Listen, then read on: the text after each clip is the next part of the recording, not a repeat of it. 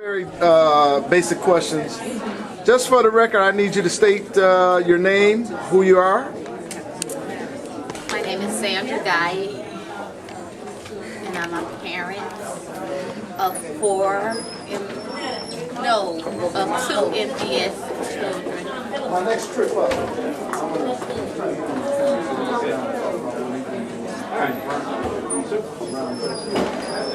Now, are you orthodox Christian? I'm willing to work. I think that ultimately what has to happen is everybody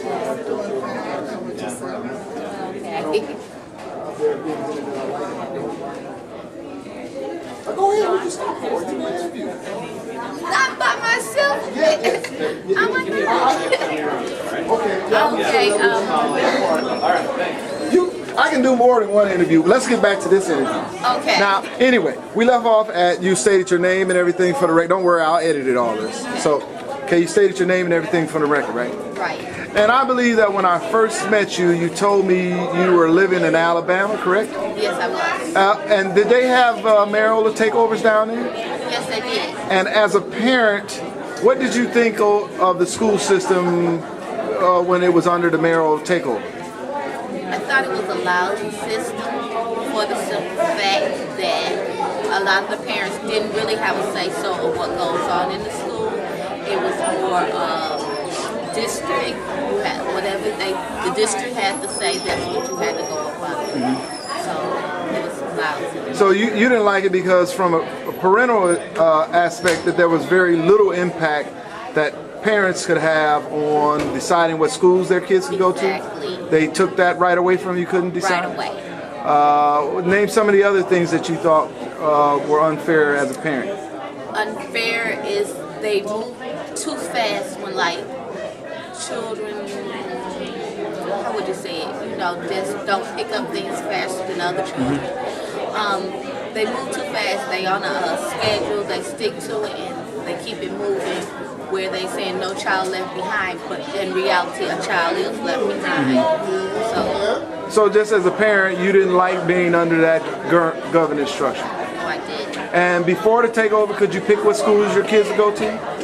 Well, I can't really say because I wasn't living down there at that time. Ah, okay. But in the old school district that you were in, it was not under mayoral control. And then when you moved to Alabama, you was under a system where there was mayoral control. So you had a chance to compare the two systems and you liked the public option better. Right. Okay, well thank you for taking your time for us and hopefully we won't have to go through the same thing they went through in Alabama. Okay. All right.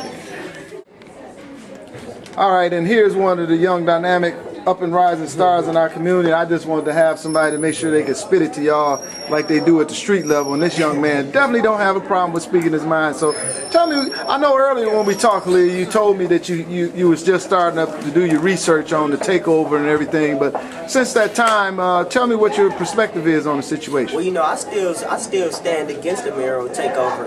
I still don't see anything that'd be legitimate that they could pass that would change the lives of these kids. I think, me personally, that's my biggest issue. My biggest issue is the lives of the kids. Now, we're talking about kids who come from backgrounds that's disturbing. Now, when I say disturbing, I'm talking about kids who's coming from poverty.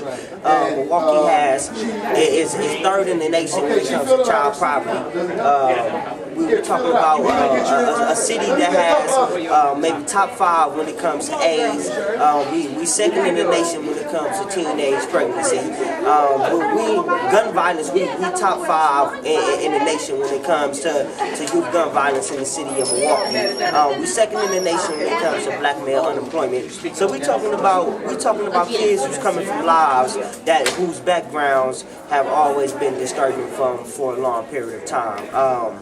So I'm opposed to the mayoral takeover for those particular reasons. I don't see anything that the mayor can do or policymakers that they will pass that will help change these kids' lives, because these kids for one, most of them don't even go to school. So what can the mayor do that'll even get these kids to even be interested in school again? It have to start from the community. It have to start from the grassroots level, and it have to be more than just about the money. Me personally, I think it's racial. The majority of these kids are in MPS are children of color, and you know, we're talking about young kids again who come from troubled backgrounds, but also not only do they come from troubled backgrounds, but they're children of color. And as we all know, the majority of people living in poverty are people of color. So I don't think that it has a lot to do with an education issue. I think it's more of a political issue than an educational issue.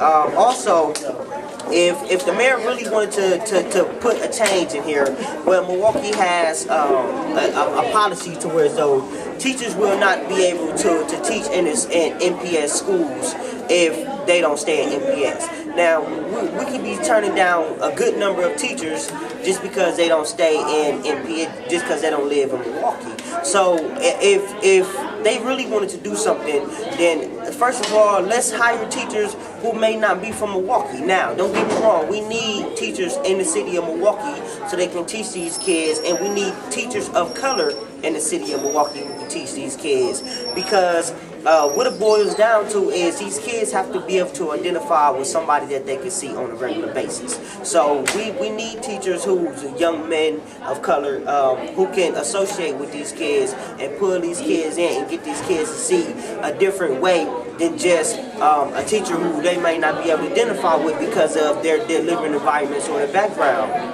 Also, at the same time, I believe that the mayor should definitely be involved. Anything that go on in the city, the mayor is supposed to be involved anyways. So why is it all of a sudden such a big rush to stop this whole MPS school board thing and just have a total mayoral control? Now, if he really wanted to help, he'll be helping anyways. I mean, there should be no policies that should have to be passed for him to say, okay, well, there's something that needs to be done. There needs to be involvement from the mayor. But at the same time, while he's trying to pass this whole mayoral takeover thing, he's going to be running for governor after this. He ain't even going to be here no more. So everything that he's trying to implement, it's not going to affect him. It's not even going to matter because he's not even going to be here anymore to reap the policies that's been passed afterwards. So,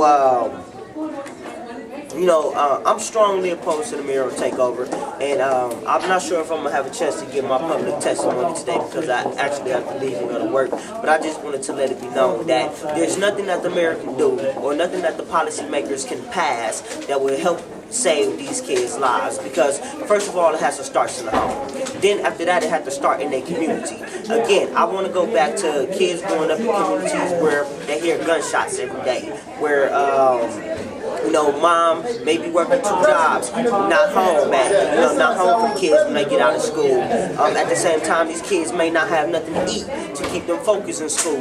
What can the mayor do that can help change these kids' lives? And if he can tell us that, then maybe we'll have a different opinion and we wouldn't be having this debate today. Thanks. Push reach over there and stop it. That red button on the other side, right in the corner. Yep.